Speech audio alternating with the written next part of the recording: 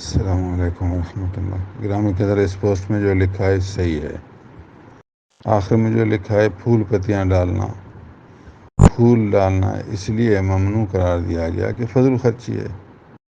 پھول لیں گے تو پیسوں سے لیں گے نا، آپ وہی پیسے کسی غریب کو دیں، مسجد کے امام کو دیں، غریب طالب علم کو دیں. آج کل کئی لوگ بیچارے طالب علم سمجھدار پڑھتے ہیں، ان کو کتاب لینے کی گنجائش نہیں ہے. حالت یہ ہے، انسان ہے، کبھی تیل کی ضرورت پڑتی ہے، صابن کی ضرورت پڑتی ہے. غریب طالب علم ہے، ان بیچاروں کو تیل صابن کی توفیق نہیں ہے. آپ ایسے طالب تلاش کریں، پھول پتیاں ڈالنے کے بجائے آپ ان طالبوں کو پیسے دیں، نیت کریں ثواب قبر والے کو ملے. تو اب اوپر پھول ڈالنے کا کوئی فائدہ نہیں، فضول خرچی ہے اس نیت سے.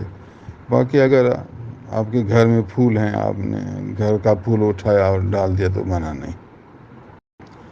پھول ڈالنا من حیث پھول ڈالنا تو منع نہیں، لیکن فضول خرچی کی وجہ سے اس سے پرہیز کریں.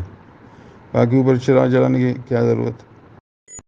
یہ کسی غلط لوگوں کی رسم ہوگی. ہندو چراغ جلاتے ہیں، آپ ہندو کی مشابہت کرتے ہیں، کیوں؟